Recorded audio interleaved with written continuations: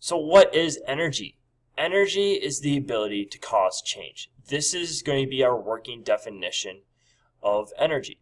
And this definition is not only going to be used in physical science, but it's also going to be used in biology. It's also going to be used in chemistry as well as physics if you chose to take those courses. So what forms exist? You probably have heard of some of these forms already, but you will have to memorize these four main forms of energy. Number one, kinetic energy, which we call EK, or we abbreviate EK. Gravitational potential energy, which is EG. Elastic potential energy, which is EL. Chemical potential energy, which is ECH. And then thermal energy, which is ETH. So what are those forms of energy, and what do they look like, and what do they involve? Well, the first one I want to talk about is kinetic energy. You've probably heard of kinetic energy before. Kinetic energy is referring to the energy that exists in the form of a motion. So, for example, here we have a picture of Usain Bolt. He is sprinting. A person sprinting, he's in motion. He has kinetic energy. A spinning bicycle wheel would be an example of kinetic energy. So, not only do living things have energy, also inanimate objects can have kinetic energy. So anything that is moving is kinetic energy.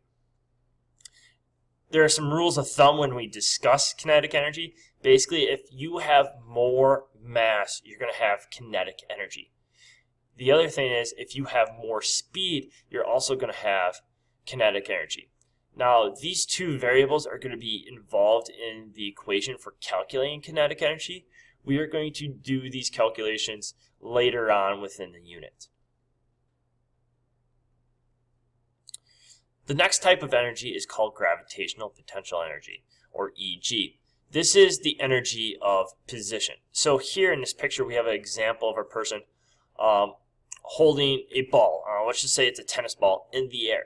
Since they are at a given height, the gravitational potential energy is much, much higher than a person holding the ball down at this plane right here in the picture. So again, energy of position is gravitational potential energy. Some rules of thumb for this type of energy. The higher the position equals more gravitational potential energy, and then also the more mass equals more gravitational potential energy. You may remember the bowling ball example, the bowling ball in the feather video that we watched in class. Well, that would be an example of more massive object. They are dropped from the same height, and we discussed this, that yes, in a true vacuum they will accelerate at the same rate and hit the ground at the same time. However, which one has more energy?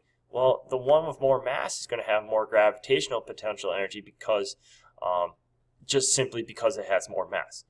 We talked about that. Which would you rather be hit in the head with, a bowling ball or the feathers? It would be the feathers because they have less mass, less gravitational potential energy in this case.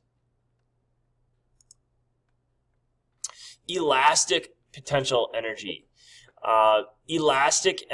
Potential energy is energy that is stored by squeezing or stretching. So examples would be a spring, a rubber band similar to your Newton Car Lab, or a slingshot like you see in this picture here. Anything that stretches is going to have elastic potential energy. Rule of thumb for elastic potential energy: the more stretch or compression, the more elastic potential energy it has. So, something like a tennis ball bouncing, if it stretches or compresses more, it's going to have more potential, elastic potential energy in that case. The next type of energy is called chemical potential energy, or ECH. This is energy that is stored in chemical bonds. So if you think about this type of energy, generally my rule of thumb is to tell students, is it a food or a fuel? If it is, it has chemical potential energy. So for example, foods that you eat, like shown here, contain chemical bonds between the atoms that are in that matter. Those chemical bonds, if you break them, they release energy, so that they have potential energy locked in between those bonds. Examples of this, like I said, food, a sandwich would be an example. Also, natural gas. If you think about ways that we heat our homes, you have a furnace that burns natural gas. That's going to give off heat and energy that's going to help you heat your home. You think about gas that goes into your car. That would be an example of chemical potential energy, because the engine burns it and transfers that energy into something else. So that would be chemical potential energy. The last one I'd like to talk about is thermal energy, and this is energy that comes from heat. So basically, a rule of thumb for this is if there's increased temperature, there's going to be more thermal energy. For example, the sun heating the earth. Obviously, you know that Earth is on an axis tilt here, and the rays in the sun hit parts of the Earth differently at different times of the season. So, for example, in wintertime in Wisconsin, we are not getting a lot of thermal energy due to the angle of the sun. We're not getting a lot of direct sunlight. However, due to the rotation in Earth's axis, in the summertime, we get much more direct sunlight. Therefore, we have an increased temperature and more thermal energy present in the state of Wisconsin during those months. So that's thermal energy.